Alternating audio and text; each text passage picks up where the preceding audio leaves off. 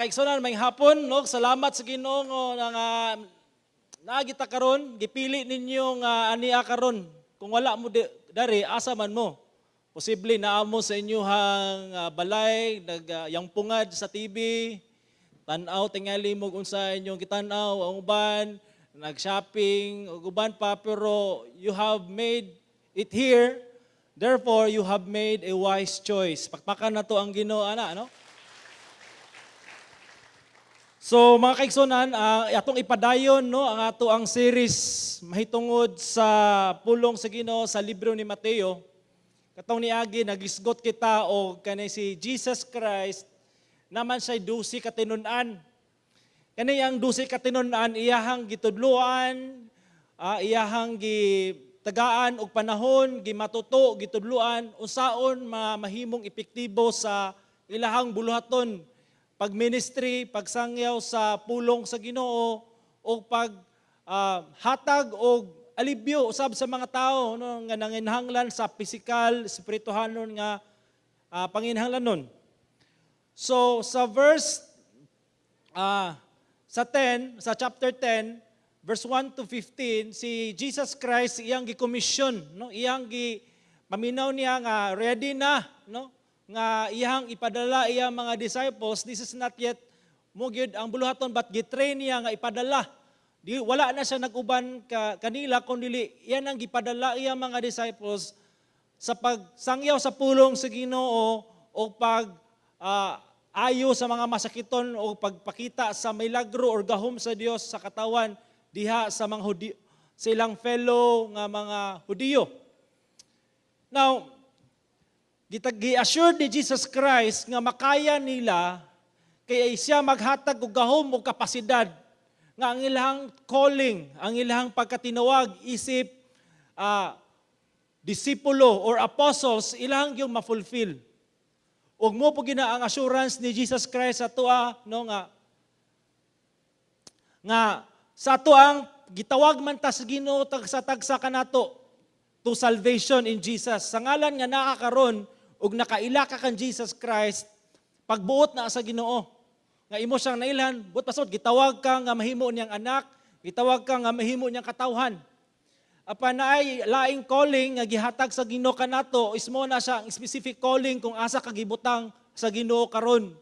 Kung ikaw usa ka empleyado, businessman, inahan, amahan, God's calling mo na para sa Ginoo si Muha. And then, gibutang ka diha because He wants you to be effective sa imuhang field and to glorify God and preach the gospel and of course, pagpakita sa Kristohanon nga gawi, no? Aron mahimaya ang amahan. Now, karong taknaa, atong ipadayon ang sugilanon. Okay? So, si Jesus Christ nagpadayon gihapon sa tudlo or instruct sa iyang mga disciples. Ingon siya diri sa Matthew Kapitulo 10, versikulo 16, paingon sa 23. Akong basahon para maklarog yun. Timanin ninyo kini, sama kamo sa mga karnero, nga akong gipaadto sa mga mabangis nga mananap. Busa, pag maigmat kamo sama sa bitin, o pag malumo kamo sama sa salampati, pagbantay kamo kanila, kay dakpo nila kamo, ug dadon ngadto sa hukmanan, ug latiguhon kamo dito sa sulod sa ilahang simbahan. Isumbong nila kamo sa gobernador ug mga hari mahitungod sa inyong pagsunod kanako. Ug didto makasangyaw kamo sa maayong balita kanila og sa uban pang dili Hudyo. Kun sukit-sukiton kamo, ayaw kamo kabalaka kung unsay inyong itubag, o kung unsao ninyo pagtubag, kaysa higayon nga mahitabo kini. Tudluan kamo sa Espiritu Santo kung unsay angay ninyong isulti. Busa, ang inyong itubag dili inyo, kung dili iya sa Espiritu gikan sa inyong amahan. Siya ang musulti pinaagi kaninyo. Nianang panahon na may mga tao nga muunay pagtugyan sa ilang igsoon aron patyon. May mga amahan nga mopatay sa ilang anak ug may mga anak nga makigbatok sa ilang mga ginikanan ug mopatay kanila. Dumtan kamo sa tanan tungod kay kamo akong sumusunod. Apan ang magpadayon sa pagsunod kanako hangtod sa katapusan mao ang maluwas. Kung lutuson kamo diha sa kalungsod, pahilayo kamo og adto sa laing lungsod. Kaysa pagkatinuod sa dili pa ninyo malibot ang tanan nga mga lungsod sa Israel. Ako nga anak sa tao mobalik na. Ipadayon ako sa 24. Walay estudyante nga labaw sa iyang maestro. Walay ulipon nga labaw sa iyang agalon. Busa, igo na sa estudyante nga mahimong sama sa iyang maestro o sa ulipon mahimong sama sa iyang agalon. Kung ako nga nangulo kaninyo gitawag nga Satanas, umsa pa kaha kadautan ang ilang itawag kaninyo nga akong mga sumusunod. So klaro tataw kayo ang instruction ni Jesus. Wala na ilipod-lipod si Jesus Christ sa iyang mga disipulo.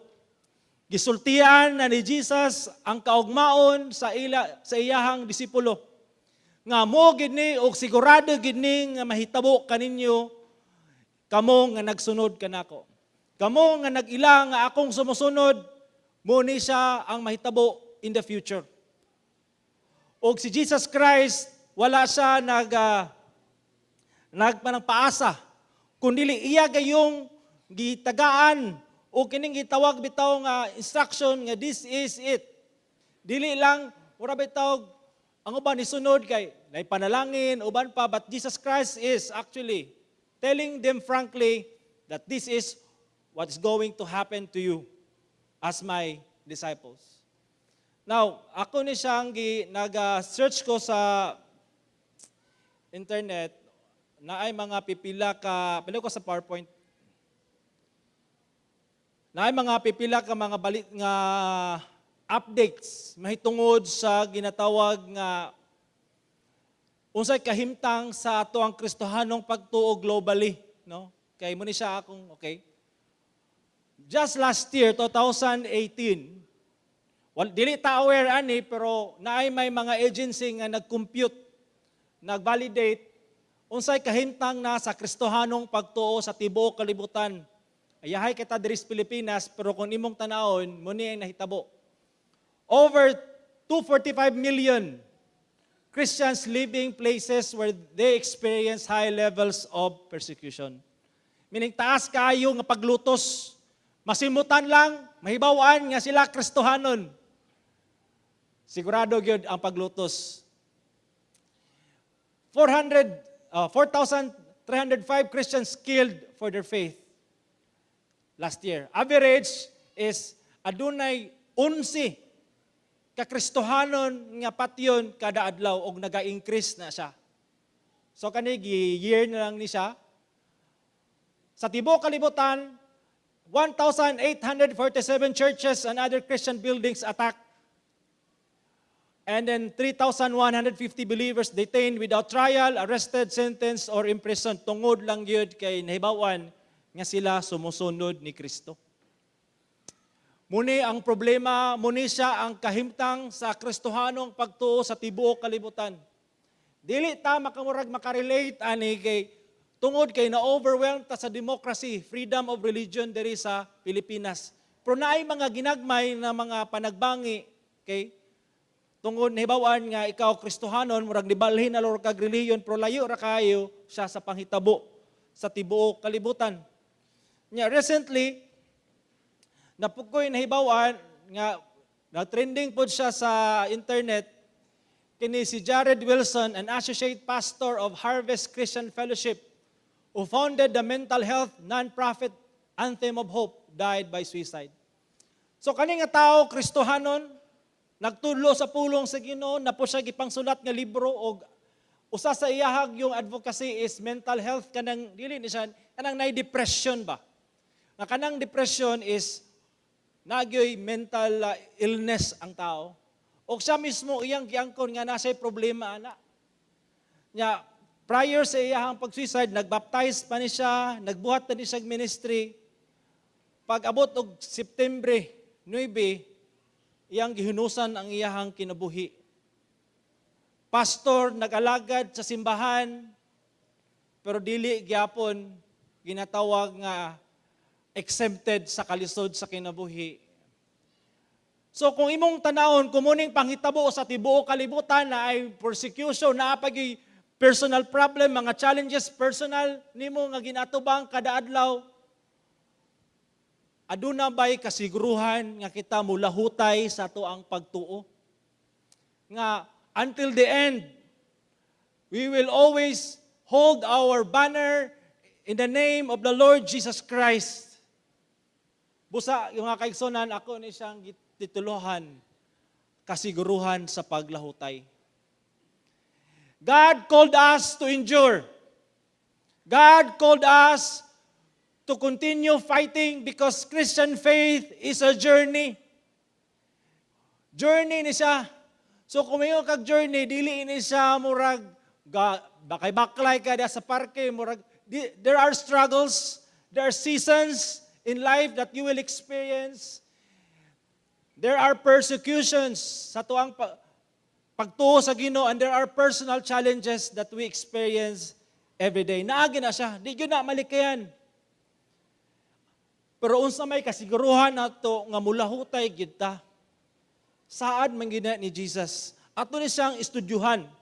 No, nga kani nga mga bersikulo hinahimayon nato nga ang Ginoo adunay saad sa matag usa. Number 1, sa verse 1 ingon niya, pamati kamo.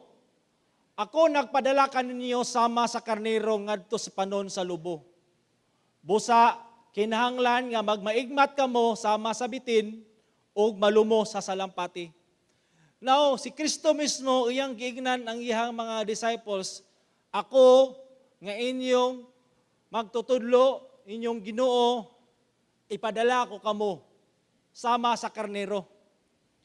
Kung nakakita na mo karnero, usa na siya kamalumo or harmless nga ang mananap, no, nga vulnerable siya sa danger.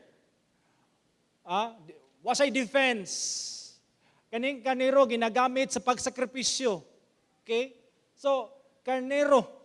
So, ginaingnan ni Jesus Christ iyang mga disciples, kamo karnero mo, nga akong ipadala sa mga lobo. Now, gusto ni Jesus Christ nga masabtan sa iyang mga disciples, ako nagpadala kaninyo. I am the great shepherd. Ipadala ko kamo. So therefore, naay kaniday misyonhon nga buluhaton. Kaning pagbuhat sa pagbuild sa kingdom sa Ginoo diri sa kalibutan. Ibutang sa tong alimpatakan nga kita karnero nga gipadala sa Ginoo. Wa ta gipadala nga maya ruhay nga kinabuhi, wa ta gipadala aron makabaton og daghan uban pang mga butang, but we are sent.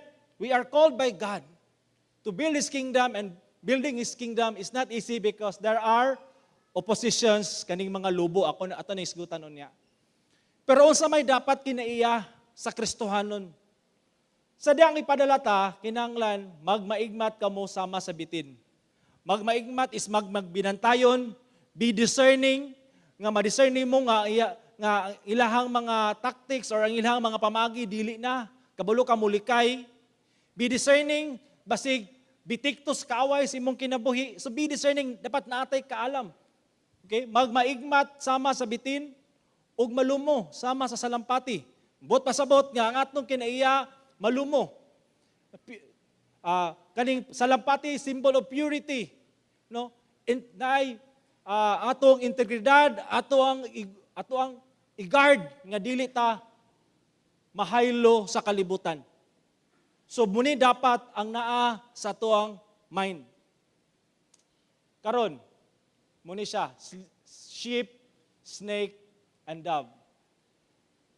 Naay mga kinaiya diri nga pwede nato bitbiton sa tuang paghimo sa misyonhong buluhaton. Now, ang pangutana diri, dari sa ginatawag sa Asian countries, Cambodia, mga nasod nga ginagdili og mga Kristohanon, kung naa sila'y Kristohanon or usa ka tawo nga ilahang masiran na isa ka Kristohanon adto nag-share sa gospel, of course, sultian sa gospel. But at the end of the sharing, inalaning ipangutana sa mga tanan nga nagkumpisal nga nagsunod kang Kristo. Muni ang ilang ipangutana. Andam ba ka nga mubiya sa imbalay o mawala ang blessing sa imong amahan? Meaning, ang imong ninaka mapanay, sa likway naka, tungod sa imong pagtuo kang Hesus? Andam ba ka nga mawalaan kag trabaho tungod sa imong pagsunod kang Hesus? Are you willing to go to the village and those who persecute you, og imo silang pasayloon, og imong isanggaw ang gugma ni Hesus? Andam ba ka nga muhatag og halad ngadto sa Ginoo?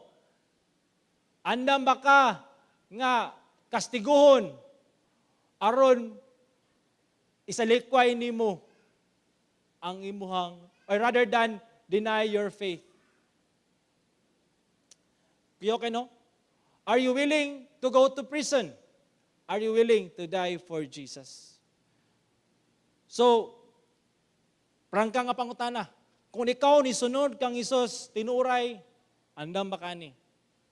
Because naay risgo ni siya sa imuhang kinabuhi, sa imuhang pagsunod kang Hesus. Dili basta-basta. Muna, klaruhon gid nato ni, kay ang uban ni sunod kang Hesus, tungod kay gusto og kanang yahay nga kinabuhi, dili ayahay nga kinabuhi. Pero naay reward nga great, nga gisaad sa Ginoo sa tuwa. And it's more precious than the things that we acquire here on earth. But you have to settle this. Ako mismo, sa ko ang pagpangutana ni, naikasabi to nga, na story ba, nga, ginatawag lugar nga, mura kang na tinigbasay. Kung matod ako sa senaryo, kung ako sa usa ka lugar, kung naalogay nagtinigbasay, niya akong kauban, believe kay sa ako, uminga kani si pastor, di gini mo dagan ba? Kay kuan gini siya pastor guni. Ako sang gignan murag delikado. Makatago jud kuan ni. So bot pasabot ani hadlok, no? Ang bot pasabot nga dili sayon. Pero usabay kanami taong naatay assurance nga even though kaning tanan mahitabo, nagyapon tay assurance nga makalahutay gyapon. Ato nang tanan unya. Busa susiha ang imuhang kinabuhi kung tinuray ang imuhang pagtuo o pagsalig kang Ginoong Hesus. Padayon ta. Now, ingon ni Jesus Christ diri, pamati kamo, ako nagpadala kaninyo sama sa kaniro ngadto sa lubo. Busa kinahanglan magmaigmat kamo sama sa bitin, magmalumo kamo sama sa salampati. Kumo ka buloon sa lubo muning naong. Kung ikaw sa una lubo ka, ikaw mo'y number one nga ga-persecute og Christian, karon nga naluwas ka, nahimo kang karniro, o dari na po ka ipadalas Ginoo. Mga lubo, mga mabangis nga mananap, nga mutukob, muhanggab, nga mo destroy sa imuhang pagkatao, sa imuhang pagtuos Ginoo. Pero dari sa context, tanaw na to, unsa man ni mga lubo, nga gisgutan ni Hesus dari. Dari kay muni siya mga lubo. Pagbantay ka mo kay mga tao, muni siya, katong lubo, nagrepresento siya mga tao, unya, mudakop. Ang mga lubo, muni mga tao nga mudakop, ug mudala kaninyo ngadto sa hukmanan, unsay purpose, latusod. The same gyapon. Mga lubo gyud. Kamo nila sulod sa ilang sinaguga. Muni mga tao nga dadon kamo atubangan sa mamunuan o sa mga hari, tungod kanako og pinagi nini, makasangyaw kamo sa maayong balita ngadto kanila og sa dili Hudyo. So there are people who are thirsty of kaning ginatawag nga blood sa mga Christians. Mga kaigsonan, kung ang North Korea usa na siya sa pinaka number 1 nung nasod nga gikonsider ang mga Kristohanon terorista. Terrorist. Mura ka gadalag-dalag bomba. So kung makadungog sila nga na dunay Kristohanon o maskin chismis lang, pangitaon jud ka. O kung kanabi taong ang ilang gobyerno nag-ingon pagyud nga kung makapatay mo og Kristohanon or labi nagpastor or usa ba missionary, tagaan og honor sa government. And then usa ka pastor dadto share sa 1,000 ka mga North Koreans iyang nasiran. Usa ka pastor nga nagpakita gayud sa gugmas Ginoo sa 2016. Gikidnap siya sa China. Gikunit-kunit iyang lawas o di na sa halos mailhan. Pero ang iyang dugo naghatag o inspiration sa mga Christians. And matod pa sa source no nga adunay 50,000 ka mga Christians dadto nga naa sa consecration camp nga grabe kaluoy ang kahimtang sa kinabuhi. Nganong ako man ang gisulti? Basig nagtuo ta ba nga kaning persecution panahon ra ni sa ni Jesus o katong mga apostol nga wala naman na karon kay modern na ba ita? Modern na lagi na cellphone niya pag persecution igso na naay persecution. And then, abot lang kasi yung kinabuhi, kung ikaw ba mismo nakaagig persecution? O sa gali, kung nailhan na nga Kristohanon ka, di ba? Na ay mga pagtamay, nga imong ma-experience, born again, nanapod, no? Na ay pagduda, maskin ng imuhang kagulingong pamilya mo, di ba? Malain sa imuha kay murag nilahi na lay ka sa imong pagtuo, wala na ka sa imong pagtuo, to gamay pa ka. Ikson, ang buot pasabot ani dili na ta dapat maningala kung na ay paglutos nga mahitabo tungod kay nituo ka kang Kristo. Dili ka murag masyak, inani day ni karon pa ko. Wow. Dili na. Kung dili ibutang sa tong anuna nga every time there are persecution. Pasalamat lang yung Ginoo nga wala ni napasar ning sugi bill. Mo na sang sugi bill? Okay? Kanang sugi bill, rights daw na siya sa mga LGBTQ. Lesbian, bayot, LGBT man, lesbian, bisexual, LGBT, transgender, kanang kuyaw na, queer daw na. Kabusa ng queer, di pa siya sure. Any moment now, pwede ko babae, malalaki, matransgender, galibot-libot. Confused, in short. Queer. Pero appeal sila. Kanya, sa Amerika, daghang mga Kristohanon gilutos kay ngano man. Naiusa ka Kristohanon, nindot nga sa gasa sa pag-bake, gasa sa pagkuan sa cake, na may LGBTQ. Nga, pahimo mi cake, niya, pruslaki. Niya, kaning cake, asa nga design, no, pangkuan yun ba nga, Kristohanon man siya. So siya, pwede ba nga, inyo kong respetuhan kay, muni ako gituhan, dili yun gusto. Kung sa'yo naitabo, adto nga klase nga business, gidapigan sa hukurte, nga nganong dili man ka mag-bake og cake para ani nila. Patay. Close ang business. Nya kung ikaw baker dari, Kristohanon ka, dili bang ka pwede mingon, no LGBTQ allowed, dili mo bake.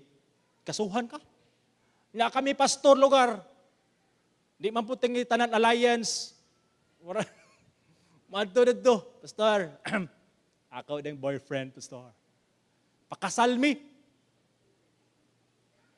patay. Sao na lang ni ron.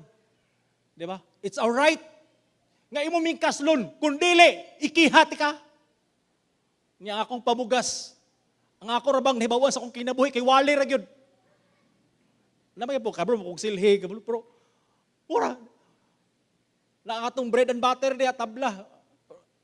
So akong point diri is this, kung dili ni mapasaka ron ang sugi bill, sultian ta mo, in the next future, mapasagin O sigurado na gyud kitay mo adya sa ilaha lugar. No dili man mo pasabot nga wala nato sa lagi kugma. We love you, LGBTQ, in the love of Jesus. Pero dili mo pasabot nga muuyo na lang pud ta sa ilahang mga gawi nga mo compromise na pud ta. Kay we love Christ the more. And when you love Christ, you have to choose to follow Christ. And when you follow Christ, na ay friction nga may tabo. And then persecution comes. Are you ready? Kung kana siya, mahitabo in the next future. Pero mga kaigsonan, naay assurance si Kristo nga nung makalahutay gid ta. Ingon ni Kristo sa iyang mga disciples, kung dadon kamo sa hukmanan, ayaw kamo kabalaka unsay inyong isulti. Unsaon niyo pagsulti kay inig abot sa panahon, hatagan kamo sa angay ninyong isulti. So diri gi-assure ni Jesus Christ kung kamo itaral na nanamo diha sa peligro nga dapit. Ayaw kabalaka kung unsay inyong isulti kay panahon anang panahona in that right moment gyud. Hatagan kamo. Okay? O angay ninyong isulti. Ingon pa diri, kay ang pulong nga inyong unyang isulti dili ninyo kay ang pulong nga inyong unyang isulti dili inyo kundi iya sa espiritu sa amahan nga nagsulti pinaagi kaninyo. So mga kaigsunan, unsaon man ni? Ang point ani ni Jesus Christ mo ni. Nakita ba nga gusto ni Jesus Christ nga masabtan sa iyahang mga disciples nga wala mo gisalikway, uban ko ninyo, diha sa inyuhang pag-antos. Naa ang Holy Spirit nag-uban sa inyo, wa mo biyais Ginoo. Panahon sa pagsulay sa inyong pagtuo, ayaw pagunahuna, nga ikaw ra usa. Kitang duha uban ta. I'm with you in this very moment. Tubayan ang saan ni Jesus, bisan asa mo muadto hantod sa tumoy sa kalibutan, uban ko ninyo. So therefore, Jesus Christ will give you the grace you need for that moment. Aron ta mo lahutay. So ang kasiguruhan di ay, muna ning tubag, nga manong mo lahutay kita, taliwala sa mga pagsulay, paglutos, uban pa nga mga panghitabo. Because ang grasya ni Ginoong Hesus, magsustinar ka nato sa matag adlaw. Sultian ta mo, nganong hantod karon nituo pakakang Kristo? Nganong hantod karon na pagyapon ang imuhang paglaom kang Kristo taliwala sa mga pagsulay nga imong giagian sa matag adlaw murag dako na kay nga pagsulay? Why nganong naa pamangyapon ka? It is because the grace of the Lord Jesus. Grasya na ni Ginoong Hesus nga hantod karon gatuo pagyapon ka siya ha. Now ang point ani is this. Nga naman, nga si Jesucristo, muhatag siya o grasya in that very hour. Nga nung dili man niya ihatag, Lord, pwede, lubos-lubosan na lang, Lord, ka ng grasya, Lord, nga musustain sa kuha sa tibuok tuig. Para sigurado na yun. Ganong, aya pa man yun mo ihatag panahon nga ako nagyong gikinahanglan. Pwede ba i-advance na lang na, Lord? Para, anda no, Diyogo? Remember ninyong prayer ni Jesus? Gitulo nga prayer ni Jesus, give us this day our daily bread. Daily bread, dili lang na pagkaon literal, but grace you need every day. Now, dili lang na siya sa mga paglutos applicable, even sa tong personal life. Na ba kay struggle karon? Nga ginatubang, na ba kay sala nga gusto na nimong undangon? Mga bisyo, sama sigarilyo, inom, addiction, pornography o guban pang mga struggle diha pagka kining ginatawag nga kini pagkasugarol, hugaw o laway nga nahuna, uban pa mga sala nga gusto nimong i-overcome nga dili nakaganahan. Di ba? Nya lami kay mo ampo Lord, pwede tangtanga na gini Lord, nauna. Dili na ko gusto ani nga klase nga sala Lord, pero di ba? Pwede tagain na ko grasya Lord nga pang tibok tuig nga overcome na ginako ni ngano man gyud nga Lord, daily bread. So therefore, ang gusto sa Ginoo nga magsaligta siya daily. So ang sekreto dahil sa kausaban, dili bitaw ta mahimong idealistic nga pwede na jud. Ang sekreto sa kausaban is, Lord, we take one step at a time. Lord, tabangi ko nga karong adlaw, gay ko grasya Ginoo, nga dili ko makasala sa kuwang pulong, nga dili ko makapatad sa latest nga number, Lord, nga daghan na bagyo kay Lord, pero please, ano ba, practical. Lord, tabangi ko nga panahon nga mugunit ko sa kong cellphone. Please, Lord, kung nai mo pop up, tabangi ko, Lord, nga di na ko ma-entertain. Uy, akong point is, gusto sa Ginoo nga magsalig. You know what, if you pray that prayer sincerely, He will give you the grace you need to overcome it. So, ugma na pod. Ay, ni-survive ko karong adlaw, praise the Lord. Uy, ugma na pod. Tabang, Lord. Uy, ugma na pod. Lord, tabang. Yan naman, daily bread. May mga panahon yun, natubagon yun sa ginato, mga pag-ampo. Pero one time lang, Lord. Kani akong addiction, one time lang, Lord, kuwaan ritso. Nay panahon. Nay mga tao nga gitagaan sa Ginoo, addict sila karon, nga grabe ka addict, pagkaugma, nawala na, murag na usab na, grabe ya, wow! Ikaw na pre, naik pa inana.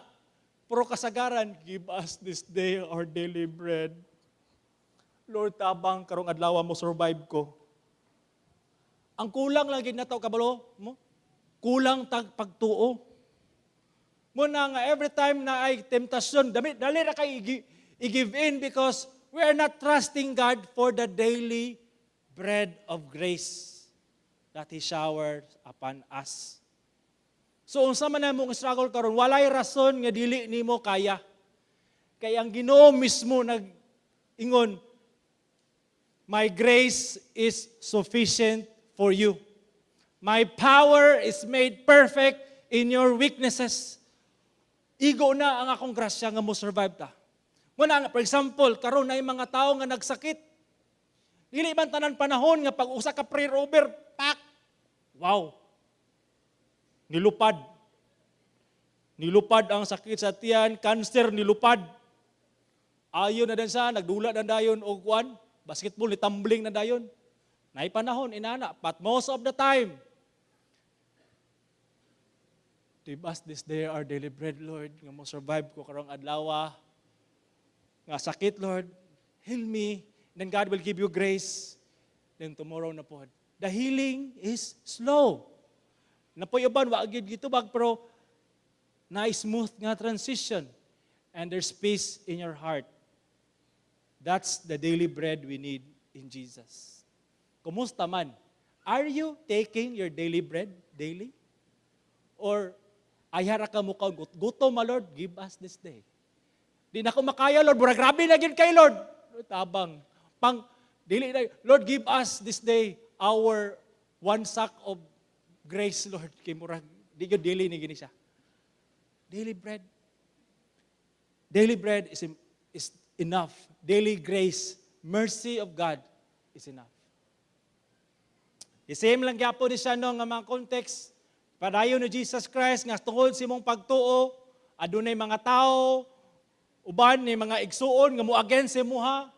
Kabalo ba mo sa Iran, Iraq nga kun mahibaw-an sa usa ka pamilya nga naay Kristohanon sila ang musumbong mismo ang ilahang igsuon ug amahan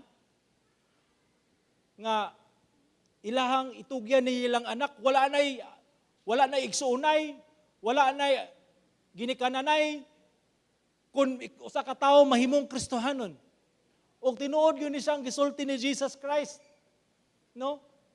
Dungtan kamo sa tanan tungod kanako. Tama mo diha? Attention please. Dungtan kamo sa tanan tungod kanako kato mga lobo, mga tao diha. Pero tanawa unsay ingon ni Jesus. Aapan maluwas ang mulahutay hantod sa kahatapusan. Agay. Naay pagsulay. Naay kalisod. Pero sigurado gayud nga makalahutay by the grace of God hangtod sa katapusan. Pero katong dili mo lahutay, adili ko dito karnero ni Jesus. Nagpakarnero lang, murag karnero por di day. Pero katong mo lahutay, nagpakita sa bunga, sa pagtuo, sa paglahutay, sa pagsalig sa Ginoo, hangtod sa katapusan, maluwas. Adunay ganti, dapit, nga giandam sa Dios nga walay katapusan, diha sa iyang himaya, o kani siya nga nindot nga saad sa Dios padayon. Pero unsa may gisekreto aron mo lahutay, mo ni siya. Sigurado kita nga makalahutay panahon sa paglutos o pagsulay. Kay ang grasya ni Jesus kanato mudagayday. Walay kinutubang grasya nga gikinahanglan. Ask the Lord for His grace daily. Walay rason. Don't make excuses. Ay pa yun, di na ako kaya. Nagsaad ng Ginoo, His grace is enough. Daily bread. Come to Jesus, surrender everything to Him. Unsa man ang struggle nato diha, kabalaka, kahadlok, karon, pangayo grasya sa Ginoo, Lord, tabang. Kay ko grasya, Lord, nga ma-overcome na ko ning kahadlok, kabalaka sa kong kinabuhi, sa future sa kong anak. And God will give you the grace.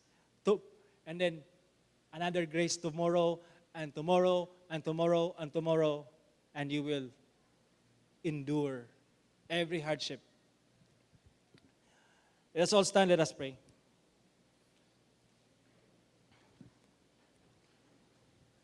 Salamat, Ginoo, kay ang imuhang pulong dako kayo kahimuan sa amuang kinabuhi. Nga nagsaad jud ka, Lord, nga kami imong ubanan o naghatag ka kanamo kasiguraduhan nga mulahutay kami. Nga dili mi mo give up, mo padayon kami o Dios sa amuang pagsalig, paghigugma kanimo tungod sa imong grasya.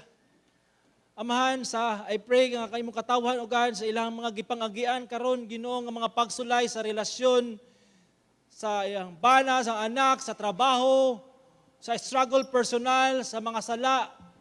Lord, I pray for your daily bread of grace. Sustain us, O God, daily, Lord.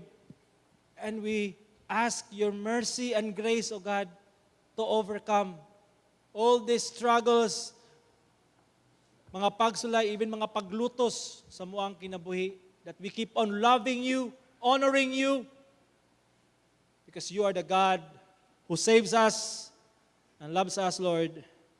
In Jesus' name, amen.